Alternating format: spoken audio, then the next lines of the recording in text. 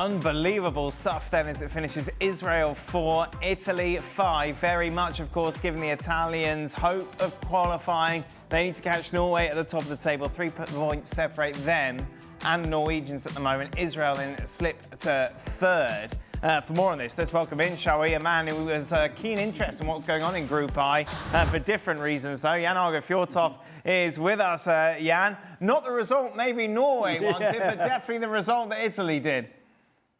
Well, we hope for a miracle, and there was an unbelievable football game. 9 goals, so 2 own goals, 2 keepers who didn't turn up for the game. I mean, that was just happening all over the place. But this group is interesting after Norway beat Italy at home 3-0. So we are playing tomorrow Moldova, and then we're playing Israel at home, and then we get Estonia at home, and then we end our group in Italy with Italy. So for us, more or less done. It was just not for them to win high, because if you have a look at the goal difference now, we have still 6 goals ahead. But you never know with this Italian team. They've been terrible in defense a whole qualification group, but somehow you feel now when Gattuso is back there, he kind of get them forward all the time, and you can see the group. I mean, we haven't qualified for a championship since 2000. This is 25 years, so it's about time.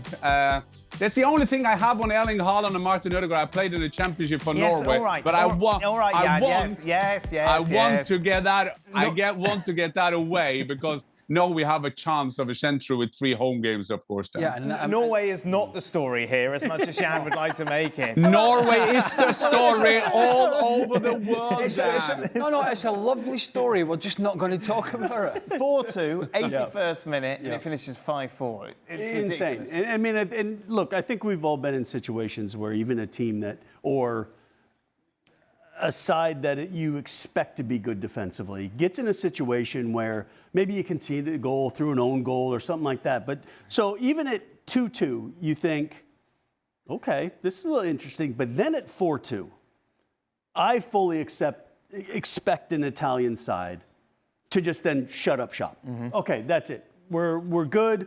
We had a little bit of a scare. We got our goals. Now we're Italians. We defend.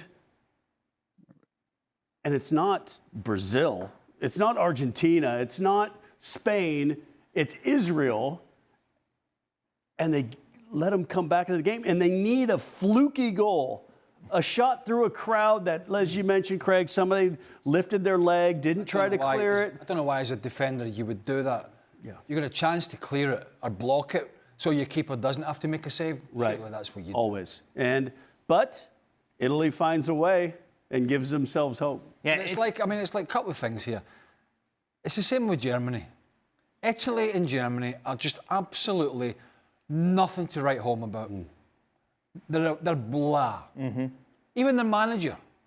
Normally you associate the Italian manager with somebody who's had some great success. The Arrigo Sacchi, Trapattoni, Roberto Mancini to an extent. The list is endless. But Gattuso's been around, but what? What's Rino Gattuso famous for? Unless I've missed some. Want to fight with Joe Jordan, all that sort of stuff on the touchline. So it starts from management. I remember when at the 2010 World Cup in South Africa, when Diego Maradona was manager of Argentina, the greatest player you could argue that they've ever had, and maybe the world, if you want to debate that, and they were an absolute shambles. I did one of the games.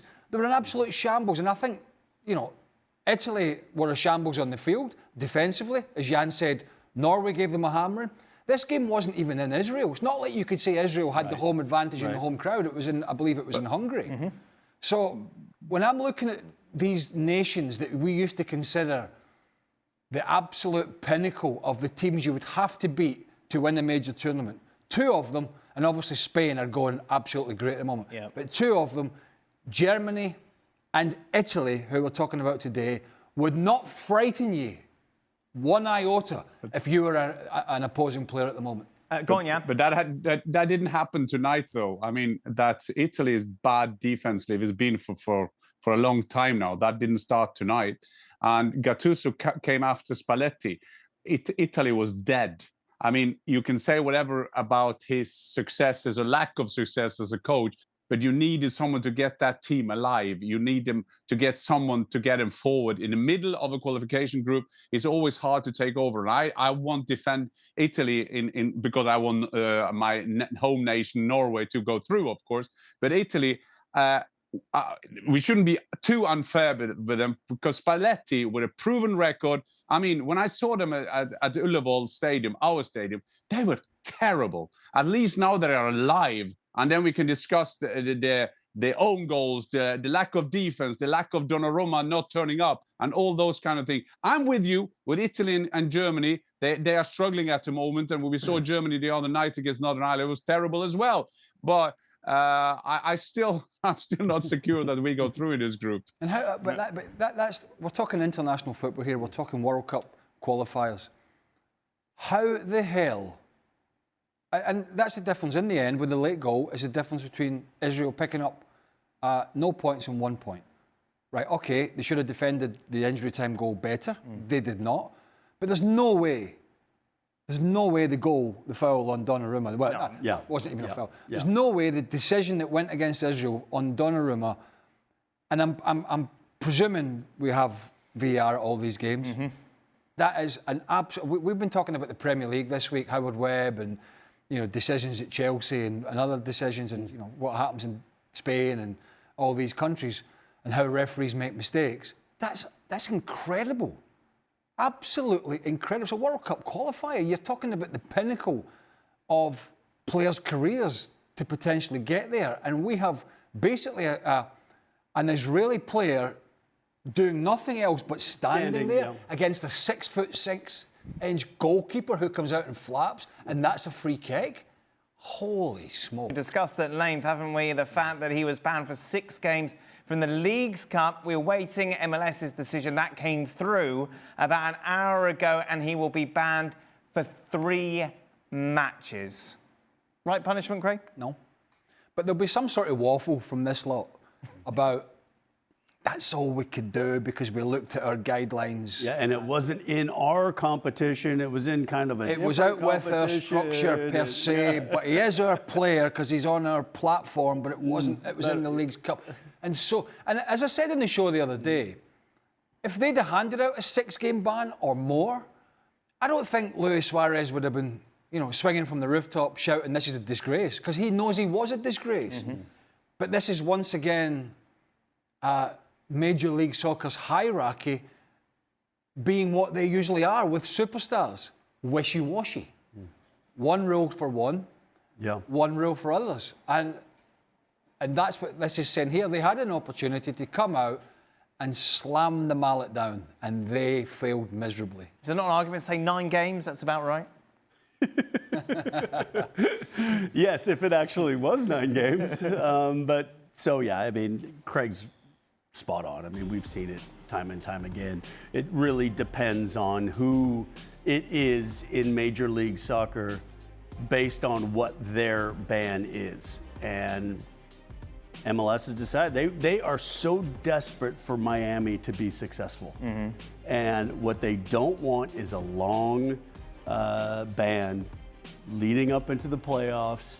They want to give Miami every chance possible to lift a trophy. Jan, it's the first time we've heard from you on this subject. What do you make of it all?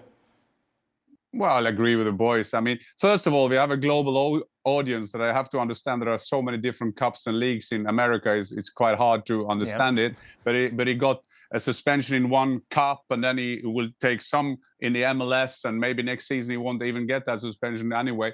But I think that the worst thing you can do as a football player is to spit on someone. I think that is a disgrace.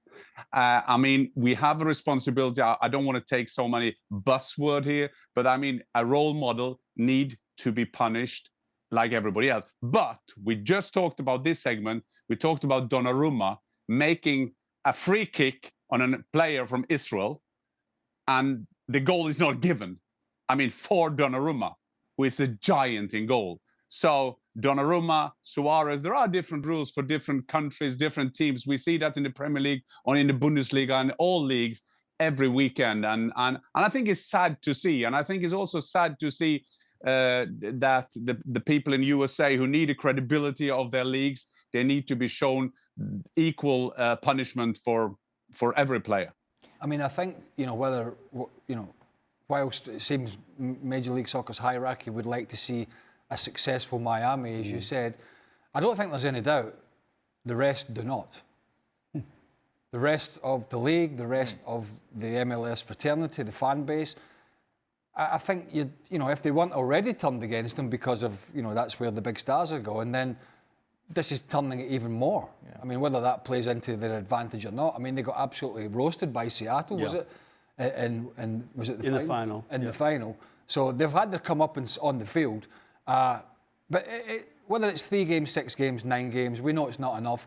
What we do know is this player's ability to go to new levels of low.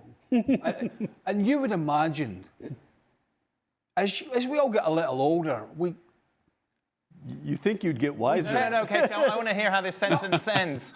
As we get older, Craig Burley, what? No. We tend to think about our consequences a little more. Right. About a smidge. About that much. But still, that much is better than before. Yeah. And yet here we have a guy, and this is the crux of it, who is still making these horrible decisions and actions at this stage of his career. That's scarring him for life. That will never go away. That's how he's seen as a great footballer, but he's also seen as there's going to be asterisks. A disgusting individual for what he's done on the field without the ball. Transfer talk still goes on over on our website. Be sure to check it out. Of course, Manchester United normally dominate the headlines for the right and wrong reasons. Jan is with us. We welcome Mark Ogden as well. Now, Oggy, it was supposed to be done, wasn't it? That was it. Transfer window shut. What? You had to deal with what you dealt with. However, there will be one less goalkeeper at Manchester United now, yes? Well, that's the hope at United. Is the Turkish window closes on the 12th of September, and Trabzonspor have agreed a loan deal with United for Andre Onana. Onana's agreed to it, but it's not actually done yet because Onana, I think, is international duty. So until he's in Trabzon, he's signed the dotted line, it's not done, but it's pretty much done. So Andre Onana will be leaving Man United on a season-long loan to Trabzonspor. All right, Oggy, thanks for coming on. And who will be their first choice goalkeeper then, Oggy? Well, this is the big question because, they've signed Sonny Lammens from Antwerp, and all the noise from United have been, don't put pressure on this guy, he's not a number one, he's here, he's one for the future. So, like you say, Dan, who's going to be in goal at the Manchester Derby at the weekend? Is it going to be the kid from Royal Antwerp who's never played at the highest level before? Or is it going to be Altay Bayındır, who's had a pretty tricky start to the season? Every game he's played, he's made a mistake. Or Tom Heaton, who, to be fair to Tom Heaton, he looked good in pre-season, but Tom Heaton's 39. He hasn't played for, I can't even remember the last time he played for United. So they're United's goalkeeping options. They've got a very, very ropey number 2, a guy who never plays, and a young kid with a big future, but who will be thrown in at the deep end in the derby. So the answer to the question, Dan, is I don't know. Casey, if you're Lemons, obviously, just talk us through the psychology of going from Belgium to the Premier League. Right. It's tough. To Manchester United. It's tough. To a Manchester Derby. To a Manchester United that is not... we saw Manchester United goalkeepers come in once Schmeichel left, and in a side that's potentially winning the league.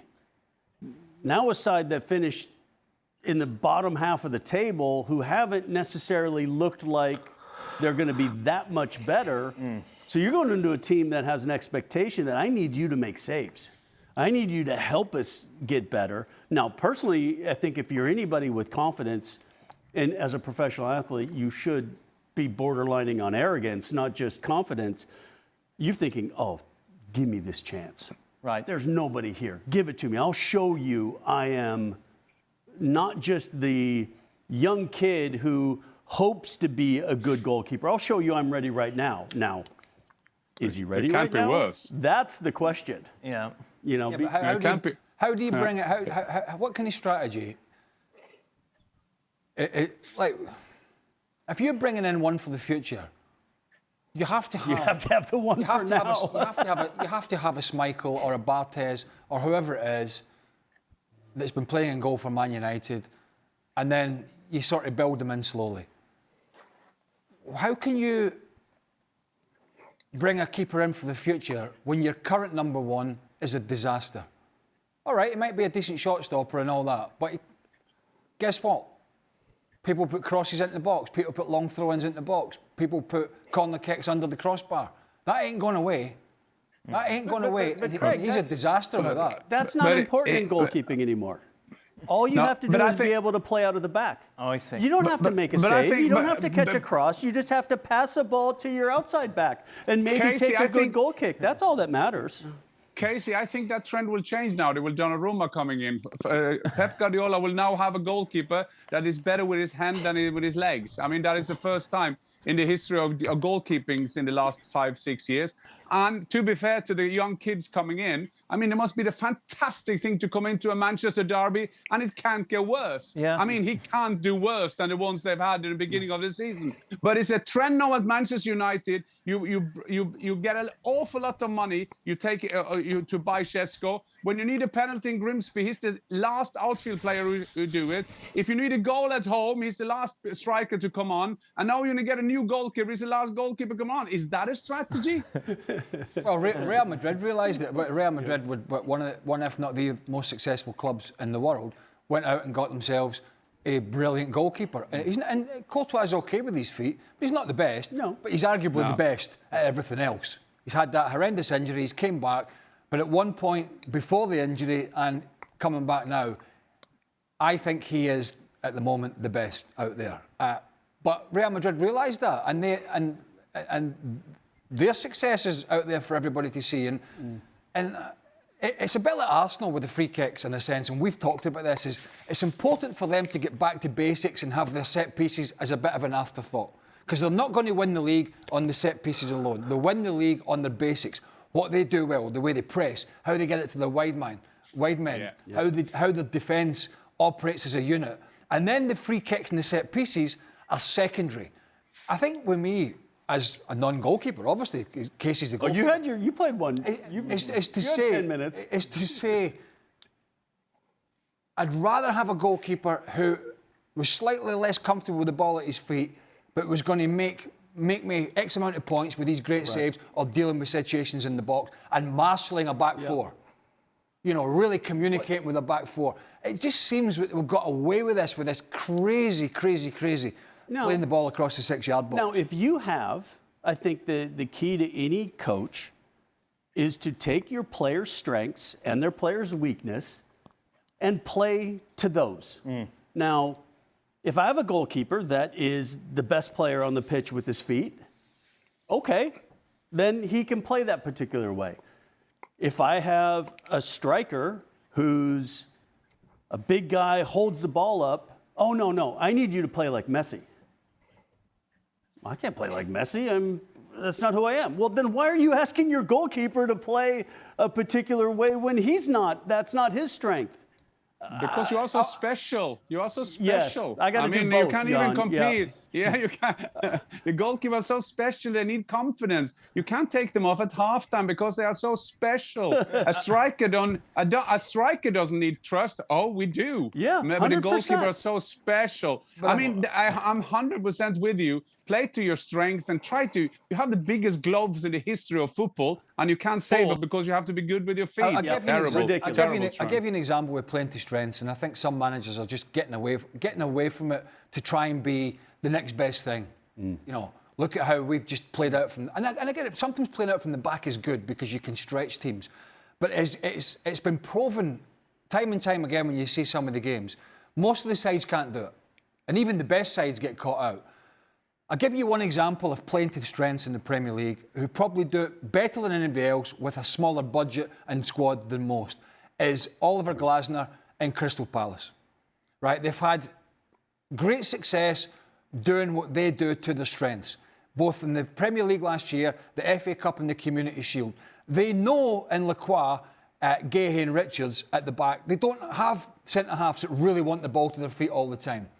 So they don't take that risk. They might do it now and again, but generally, Dean Henderson will knock it up the field. Yep. And then they have a big guy, and Jean-Philippe Mateta, who'll hold it up and fight for it, and they'll get up and support. They don't try and do things that they are not good at. Because if they tried it, they'd be down in a relegation zone. So there's a manager who understands, and by the way, a highly thought of manager, who understands the strengths and weaknesses of what he's got at this particular time. He's not trying to make, some sort of chicken salad out of chicken whatever, right? He's just doing what he does. I nearly said the word. He's doing what he does with his players. And I just feel there's too many managers are just trying to get away from the basics to do things with goalkeepers that... Do things with center backs, do things with outside backs, do things but... Anyway, I didn't realise we'd be talking about goalies for as long as this. Well, we're going to continue as well, by the way, because, of course, the talking point from the other side of the Manchester derby is Donnarumma, who looks, of course, to make his debut, Oggy. And what's interesting is we had Mr. Man City on at the weekend talking about Donnarumma, and even Nathan's not particularly excited by this. I think Nady's just got a soft spot for James Trafford. Another Man City graduate that's come to Brighton has been badly treated. No, I'm pretty sure that Donnarumma will play at the weekend because James Trafford hasn't made the best of starts at City. He's struggled a little bit, and they brought in Donnarumma for big money, big wages, big profile, and he's a big game goalkeeper, isn't he, Donnarumma? That's what, you talk about United before, who they would play. Well, Guardiola's not got a problem there because he just puts Donnarumma in because he's played all these big games before in his life, and that is why Ruben Amorim wanted Emi Martinez from Aston Villa. The plan would have been bring Martinez in, play the guy, he's big game mentality, been there, done it, and then allow Sene Lammens to kind of develop under the kind of tutelage of Emi Martinez, but United don't have that option. City, well, James Trafford can learn from Donnarumma. He was supposed to challenge Ederson this year. He was never guaranteed to be the number one this season, Trafford. He's going to kind of challenge Ederson for the number one spot. So he's still got the situation where he's up against an experienced goalkeeper. The only problem is Donnarumma's a lot younger than Ederson, and he's probably a lot better as well. But still, Man City have upgraded their goalkeeping options. Certainly, from the perspective of a guy who can catch the ball with his feet, it's a different story. But we don't want to go back to the last 10 minutes and talk about feet again. But that is a difference between Donnarumma and Ederson. You made the point, Augie. The different, Donnarumma's 26. You're not learning. It's not like if he was 36, then you look at it like, okay, here's a young kid.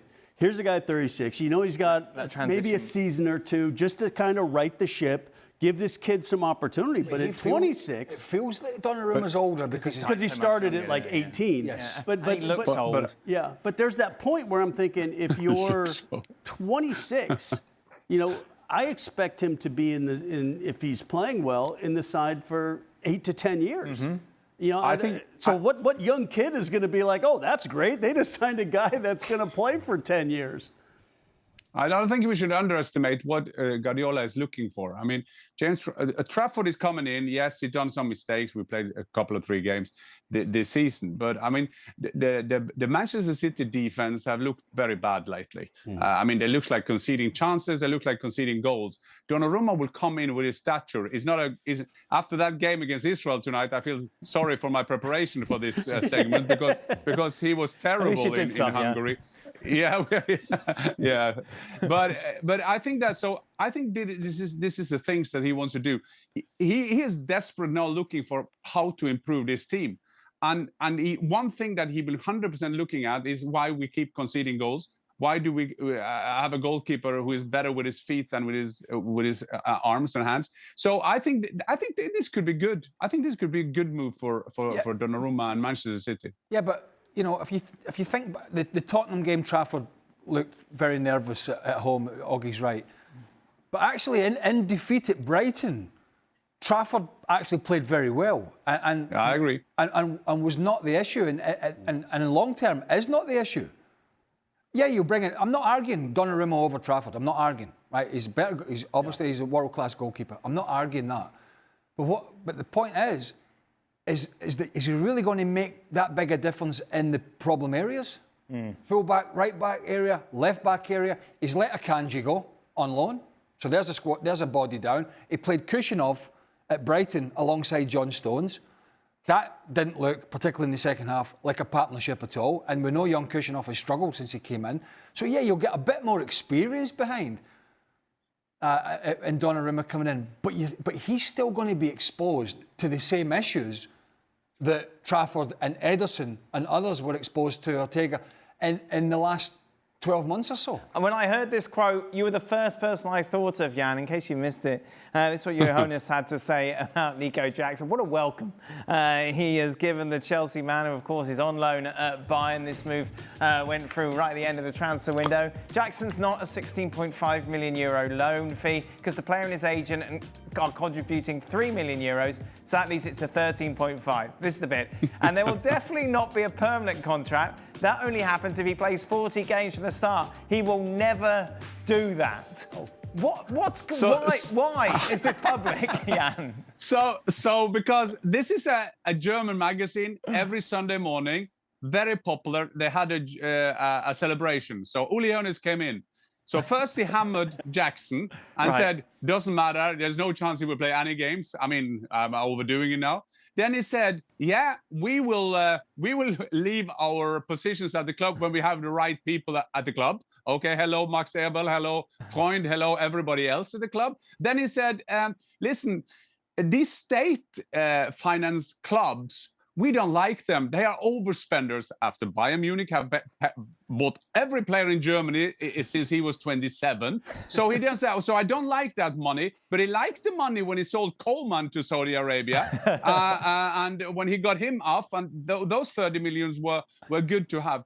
The problem is, I'm a big admirer of Don Corleone Hoeness. I love him because he's been there since he was 27. He has built this club, but somehow he doesn't read a room anymore. I mean, he just sit down. Max Eberl worked for 3 weeks to buy a player, and just when he is about to buy a player, he says, "We take one on loan."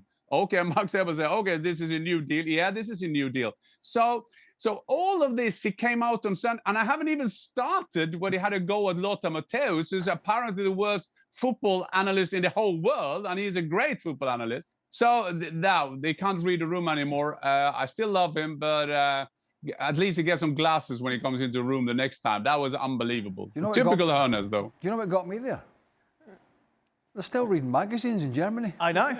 Of course. Now, football magazines. That was a TV program. It's still a magazine. I mean, we just don't do magazines anymore. We want to read Augie's stuff. We click it online. Get it in a magazine. Oh, it's 1984. Oh, yeah. Great magazines in Germany. Augie, what a journalist dream, eh? Ask Casey. Oh, absolutely fantastic. He reminds me of the old Wigan chairman, Dave Whelan. He was similarly outspoken and controversial. But yeah, you love a character. I mean, we're never going to criticise people like Hoeness for being honest. And, you know, he's probably right about Nicholas Jackson. He's not going to start 40 games, is he? So I think Chelsea might be taking him back on that plane that he didn't want to go back to Chelsea on. He'd be lucky if he gets 40 minutes at Bayern Munich, wouldn't he? Let's be honest about it. Does this affect you if you're Nico Jackson at all, hearing all this stuff? Nico Jackson?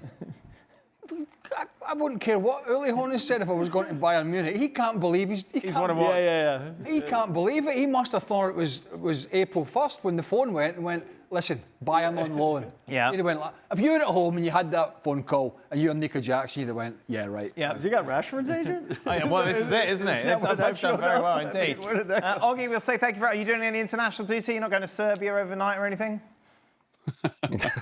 No, nothing like that. Just the Manchester derby at the weekend. Of course. Thank you very much for a lot more of what's been going on in the international world. Be sure to check out the latest edition of the Gab and Jules podcast, which is available now. Against Japan. That's tomorrow. Speaking ahead of that game, Pochettino kind of doubled down on what he just said there in the post-match after that defeat against South Korea, saying he's even more positive about the performance. I'm positive because the players trust in the process because they know that we have a plan. Do you see the plan, Casey? Nope. If that's, I want to be as optimistic as Pochettino. I know these games don't matter. I know the only thing that matters is the very first match of the World Cup. I hope that plan materializes for the rest of us to see at some stage, because I'm not quite sure what he's talking about, because the first half of that match against Korea, there was only one team in the match. And yes, there were situations where the U.S. had the ball, they did some things, but in both ends, Korea dominated this 100%. They get the second goal right before the half. You really felt like the first 10, 15 minutes of the second half, Korea was like, okay, let's see what happens here. And then I felt it was a training exercise. Right. Then it was the Korean coach saying, prove to me on the road you can keep a clean sheet. I don't care if you score another goal. Just keep a clean sheet. And then Korea looked extremely well organized. Yes, their goalkeeper made a couple nice saves late. But, yeah, I mean, I'm all for a coach that tries to say something to keep his players positive and all that. But if you honestly felt that first half you were the better side, then I'm not sure what he was watching. I don't think he's filling anybody with any confidence whatsoever. I think he's all bluff and bluster at the moment because he's under pressure. Whether he cares or not about what happens and if it goes, I would presume he does. His record. It's a real indictment. Well, and you got to asterisk it's that appalling. record as well. And I'll tell you in a second, Craig. Finish your point. No, go on. It was the Venezuela seaside as well. Venezuela's seaside in a Yeah. January camp, and it was the only away game was the one loss to Mexico in 2024. So those are all at home. Wow.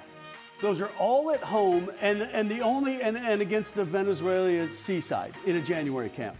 So it's not like there's no Brazils there, there's no Spains, there's no appalling. Argentinas. It's appalling, isn't it? Yeah, it's appalling. really concerning. That is, if that continues, that's a red light flashing saying, sack me before the World Cup or we're going to be a disaster. It's exactly what I thought when he got the job. When we talked about this, and I honestly did feel, and I'm not just suggesting one person, but I honestly felt people like Jesse Marsh and others would have a much, much better understanding of the American player pool in its totality. To me, and I think Casey's on the same thing as me here, to me he does not understand the strengths and weaknesses of a big core of his pool. And he sort of bluffs his way through.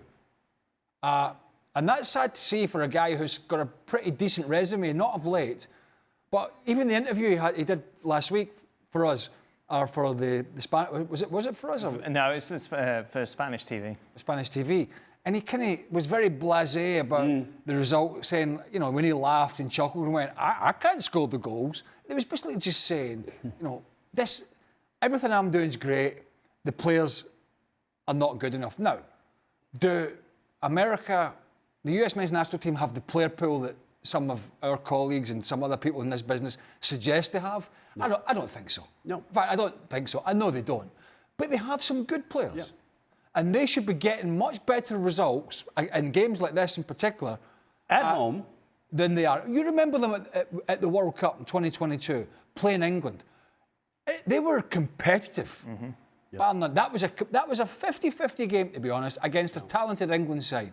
U.S. had one good chance. Harry Kane had one good chance. Yeah, but they were solid. But they were there. They did not look out of To pick place. up on Craig, Stevie's point yesterday was, look, he's just dealing with a bad pool of players. It doesn't matter who the manager is. These sort of results are going to come because you just don't have the talent. That's not true. It's not true. That's not true. It's not true. We're not expecting them to win the World Cup. But I'll go back to the World Cup. Would you say at the moment this team would get out of a group?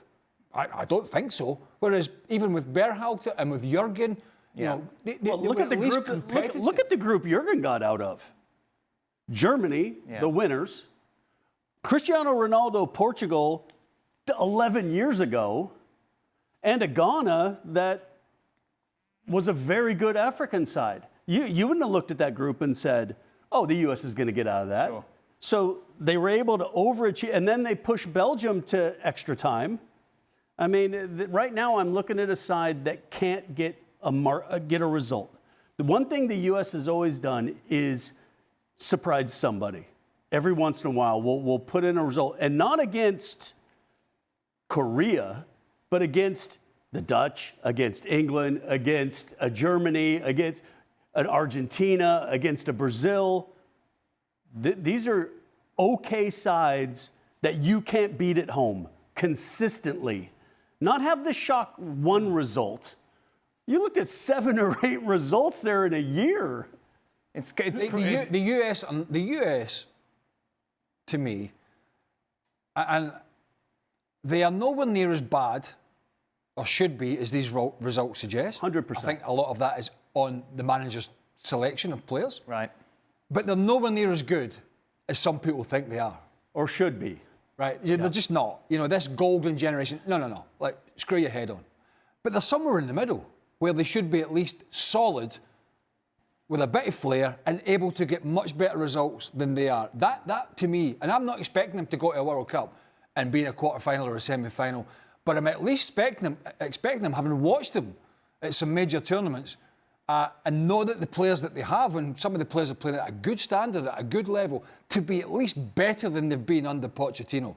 Because that graphic we put up is a slight on his record as the coach of this national team. Welcome in then to the latest edition of Extra Time. Craig and Casey's here. Craig's got back problems, but he's not one to complain about it. Not at all. No, that's all right. Jan is with us as well. Jan, I have to say, as a parent who has spent thousands of dollars on soccer camps, well done this weekend. Obviously putting on a free camp in Norway. I thought that was really cool. Thank you. I do that, and they need to be free because every kid will have a possibility to take share of a great soccer school. Thank you very much, Dan. That's all right. By the way, send your checks in now to the Casey Keller Scottish Soccer School of Goalkeeping. You got to keep the American system right. I mean, what Jan didn't tell you was the huge sponsorship he got to put on a free soccer clinic. That's what he didn't tell you. The amount of people Don't kill a good story, Casey. Don't kill a good story. The amount of people who noticed the athletics track and was asking about whether or not a fish was there for you to give the kids tips as well, Jan. It was quite telling. Right, is it time that people universally recognise Manuel Neuer? Casey, as the greatest goalkeeper to ever play. Look, Neuer. Who is your greatest goalkeeper? I don't think Present company excluded, obviously. Well, of course. I don't think you can. I think you have to go kind of generational. Okay. Kind of in, when you look at. I don't know. Goalkeeping hasn't changed that much, has it? Oh no, not at all. Look, I liked Shilton. I liked Peter Shilton. One thing I know this sounds terrible. Wasn't very good at those penalties in the 90 World Cup. We never got near one of them. But I think should have brought Dave Besson. He got outjumped by Maradona. One thing that though for me as a young kind of American kid, kind of getting into soccer, football, and as a goalkeeper, this sounds terrible, but I loved that Tony Schumacher hit from the '82 World Cup. I didn't say that. Something going with you? I don't know. On Patrick Battiston. Yeah, I don't know. Yeah. I know it's terrible, but as a kid, What's going on here? What's going on? Maybe it was the American football in me or whatever, but That got you going. It's funny you mentioned Neuer. I saw a clip from a podcast a week or two ago. You might not have seen this, but you know how I'm across everything. You know that. Yeah, I wonder where this is going. No stone unturned. It was a former goalkeeper, or maybe still is, Ben Foster, who has some sort of podcast, and he was interviewing Eric Dyer. Okay. And Eric Dyer said, look, and I only saw the clip. He said, "I've never ever seen anything like Neuer." He said it was scary. He said, and he said the Bayern boys said to him, "You should have seen what he used to be like when he was younger," and he went. He said, "That's how good he was." He said he's played in England. He's played obviously with Lloris at Taunton. I mean, probably played with a bunch of goalkeepers. And he said that Manuel Neuer, when you're up close and personal, training with him and playing with him, he says you just don't realise. He said incredible. I thought there was times when I was calling matches in particularly when Bayern was super dominant, probably those first couple of years when he got to Bayern. It was almost like he was so bored. He would then go do something crazy because he was so bored because it was so easy for him. To get something going. And I mean, look, Neuer's definitely in the conversation, 100%. What will he do next, Jan? It's interesting because the goalkeeping nation of Germany, in case you would know this, is that Baumann is in goal. Ter Stegen has his trouble in Barcelona, of course. I don't think that it's a big risky bet to think that Manuel Neuer will be goalkeeper number one for Germany at the World Cup, because as Julian Nagelsmann's team is struggling, who do you call? You don't call Ghostbusters, you call Manuel Neuer, because he gives you that safety. And I'm with Eric Dyer. I mean, he's fantastic now, but he used to be even more. For me, though, I have to say, my goalkeeper, who is the goalkeeper, is Peter Schmeichel. I like Pete a lot, 100%. No question. And we got a Peter Schmeichel question coming up, actually. But they haven't put that together because that would be too sensible. Liverpool have invested Well, heavily. you've still not got over the short sheet it was on the live show that you spat your dummy out about. Didn't spit my dummy, Craig Burley. Ah, you were going like that to the camera when we were on the driving. God, somebody stuffed it up again. Keep telling them. What happened? Hey, you just give me a What piece happened of to paper. your back? I'll What happened to your onto back? it. It was my back, it's not my back. Yeah, Tell you what, exactly. it's my back. Don't worry, you'll hear all about it. He's getting cupped on. Was it Wednesday? Is that what they call it? Cupping? I'm going for a massage. Yeah, but you said And you're getting chiropractor. the thingies. And I've got Yep. stuff on my knee. Yeah. Falling apart. The Michael Phelps of ESPN FC. Yeah, what did he used to do? Everything. He used to swim. Yeah, but what stroke? lot He of used to gold win. medals. He used to win. That's the What big stroke was difference. it? He won a lot. Didn't he get into golf as well? There was a show Yep, trying to yep. play golf, wasn't there? Play him for money. Liverpool have invested heavily, Jan, in attacking players this transfer window. Do you think this gamble will pay off in the long term, or could it prove unsustainable and come back to hurt them? I don't think it is a gamble because I think it's interesting to see the net spend. That is all that matters. I mean, there is no oil or gas under Anfield. They've just managing the club very well. They have managed to take the greatest talent of German football next to Musiala, Florian Wirtz. They got Isak at the end. Ekitike will think what's happening, but they still managed to take the best players available in the market. We can discuss, and we have discussed a lot, do they need an extra defender? But I think this is great business because they can sell players. Manchester United, Bayern Munich, they can't even sell players, meaning they can't even buy players. So that is my answer to that. Just thinking, Jan, when you were doing this soccer camp for the kids for free, you didn't get Erling Johnson in to show the kids how to snap somebody in two, did you? Wow. Craig Burley, I had my first soccer school in 1990. That is 35 years ago. My first guest was Erland Johnson. Yes. I mean, Erland Johnson, his second touch was a tackle. But what a great man. He was the strongest man. He was a giant. He was a gladiator. And I'm so glad I had him as my first. He was the best defender, Craig, wasn't he? Well, even if he wasn't, he was. When did you play with him?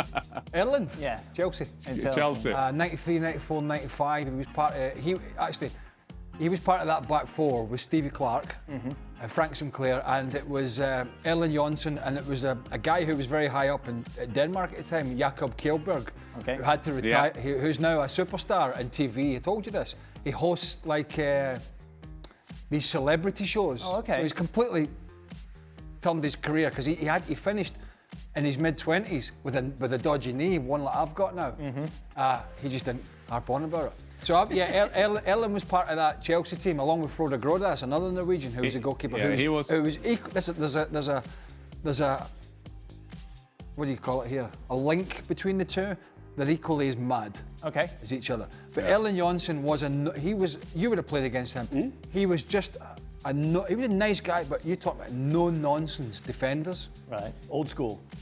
Proper. We got him, Well, and we signed him from Bayern Munich. I mean, he was playing at a good standard. For Casey, it said Yeah, the but Peaches... I just said to Erling Johnson, I was a bit harsh on him because he was quite good with his feet as well. But as you were saying, those are the defenders that you kind of miss a bit today. Yeah. I'm 100% sure that those kind of defenders will also survive now. We talked about the goalkeepers. We need those kind of defenders as well. It'll Just cycle. want to say that, Dan. It'll cycle back. Casey, it said that Peter Schmeichel went through 50 to 60 pairs of gloves in a season. How many gloves did you use? Not that. I'd say probably 20, Right. 25. Wow. I like, Did you have a deal with anyone? of course, Who was the deal with? multiple, but usually Nike and Puma were the two who Okay, I they was were the with two, yeah. at different times. And but yeah, it would be a case where if I liked a pair of gloves, I liked them until I didn't like them anymore. So Yeah. I knew guys that. A bit like gardening gloves, really, isn't it? Yeah, you Just just got a grab nice a pair and throw them away. No, I liked a pair. So sometimes somebody would ask me for a pair of gloves, like after a match or Yes. something like that, and I'd say, look, I really kind of like the where these are right now. Yeah. stay right here, and I'll run into the changing rooms, grab an old pair that I was using for training. How much did you charge him for that? Yeah, well, it was. I gave him. It was a tax break. No. What I did is I gave him free admission to my soccer camp. Wow. That's what I did. But Dan, I've told the story before, but it's all about timing. I was in the studio at Sky in England with Gordon Banks, the legendary Gordon Banks. Gordon was and great he told me this He told me the story. They didn't have gloves, of course. So he said that he took a chewing gum and put it in his hand, and then he put his hand down on the ground to get some mud on. And then I turned around to him and I said, "But wasn't that a problem when you threw the ball out and the ball came back in a chewing gum?" Yeah. And then he looked at me and said, "No, that was never a problem." Oh, wow. Like a cartoon. That was a very bad joke. Very bad good. joke. Didn't he only have one eye? At the end of his At the career, end, yeah. Sorry. But I mean, just thinking as a goalkeeper. I mean, that is difficult enough. Really in touch, I think, with the younger generation on this extra time. Go and look at that. Go and look at the Gordon Banks save. Go talk to your grandfather. Go and talk to your great-great-grandfather, if he's still alive, about Gordon Banks. Speaking of old players, Jan, what's up with the beef between Lothar Matthäus and Uli Hoeness? Well, it started with Lothar Matthäus had a fight with Uli Hoeness. He don't like fights. He makes them ambassadors. And then he told Lothar Matthäus, "You won't even come back to Bayern as a greenkeeper. There is no chance you'll be back." This is one of the greatest players of German football. So they were having a beef all year long, in seasons after seasons. And now we had a go at him again. Lothar Matthäus is a very good analyst. He's one of those who says his opinion. He talks straight. Him and Didi Hamann, that is with me with ESPN and with Archie on Friday at Leverkusen against Frankfurt, by the way. And so he just says his opinion. And Uli Hoeness, surprise, surprise, he doesn't like it. I'm just looking at the Premier League shortlist. I'm sorry. Well, His Premier League shortlist for what? Carry on. Oh, we got a graphic. There you are. But if you don't like, I You think. seem a little underprepared today. How dare you? But Jan was like, look, I agree. I think there's situations where people just have rubbed each other the wrong way. And Lothar obviously is not a person, he's such a huge figure in Germany. Uli Hoeness, another massive figure in Germany. And the two of them, it makes good, most makes good definitely. copy, There we are. right? I've actually out-prepared you today. Drake. No, it's because I didn't know I thought we weren't going to talk about it because I said let's not bother, but now someone's put this in, so we are bothering. Craig, who are you nominating for the current shortlist of the Premier League Hall of Fame nominees? Now, the shortlist was announced today. Here it is in all of its glory. Sol Campbell, Evra, Fowler, Owen, Toure, Defoe, Neville, Vidic, Carrick, Fabregas, Hazard, Sheringham, Van der Sar, Ferdinand, David Silva. Yeah, what? It's only for what they did in the Premier League. Yeah, what? So who would you add to the Hall of Fame? What, add to this list? Yeah, you get 2 votes. No, you get 2 votes from this list. Because there were already people in the thing. Okay. So who are we voting for? Yeah, and you'll be interested in this. I will first say to Craig before he makes his pick, there is only one who won the Ballon d'Or Yes. of them. Yeah, that's the 4th one. Yeah, I will say in terms of when he was at his best, Eden Hazard needs to be there, 100%. And then my second vote, I will go defense, and I will say Vidic. Oh, okay. All right. For what they did in the Premier League. Only in the Premier League. Don't Premier forget what they League, did only Premier League internationally. at the What best. they did, Yeah. like obviously Hazard and Real Madrid. Just Well, I forget like everything he did. Les Ferdinand, what Les did, but I would go for, because there was more longevity than Eden Hazard, I would go for 2 front guys, Robbie Fowler and Teddy Sheringham. Teddy Sheringham, who come up all the way through from Millwall to Forest, Tottenham, Man United, Yeah, fair enough. was a top player. I had 3 teammates on there. I thought that was pretty cool. From Teddy, Les, Teddy. and Jermaine. So, huge respect for Les. Les is a great guy. Les was, Teddy, I caught him, on his second stint at Tottenham.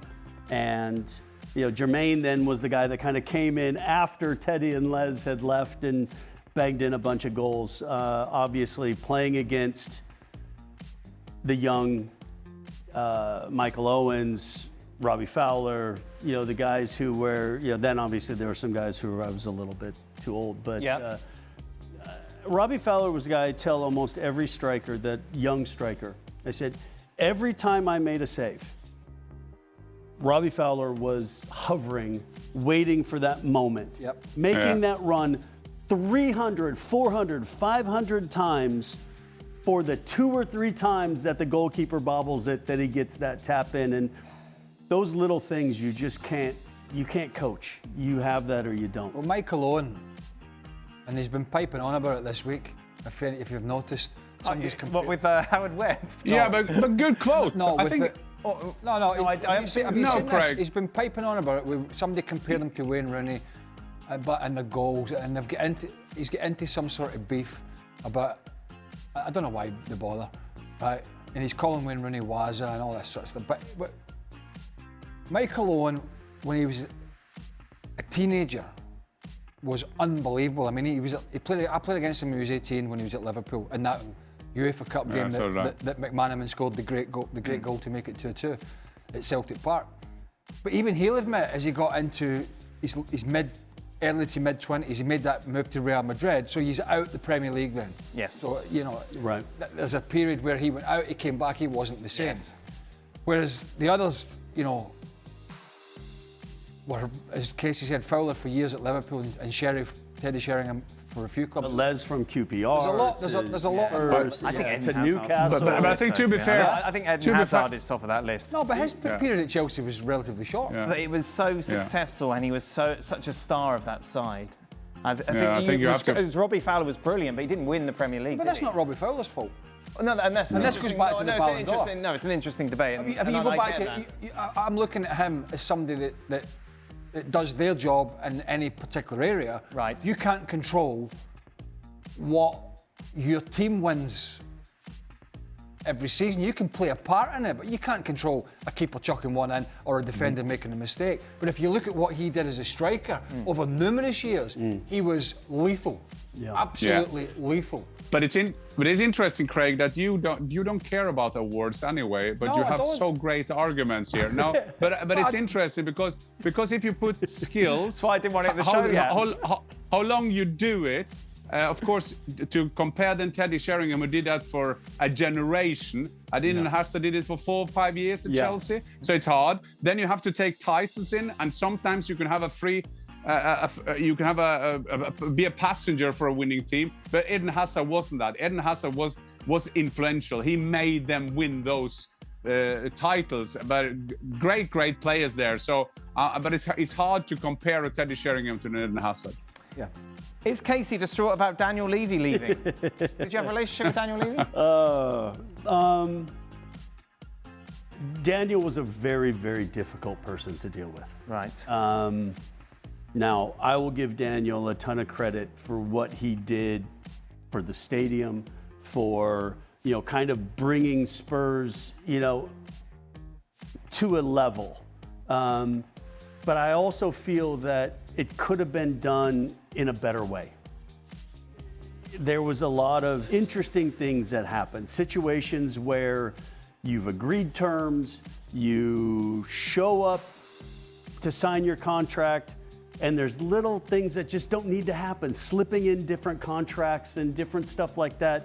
Players, in the end, it's business and I'm trying to do that.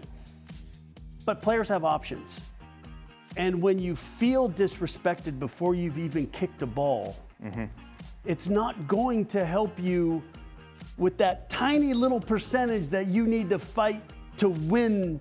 And so, although I have a ton of respect for Daniel, I always felt that there was better ways to do things, that you can still be a ruthless businessman, a difficult businessman, but still do things in a better way that leaves a better feeling for everybody involved. So, ton of respect. Great job in stadium development and turning Spurs maybe around from some of the times before he got there.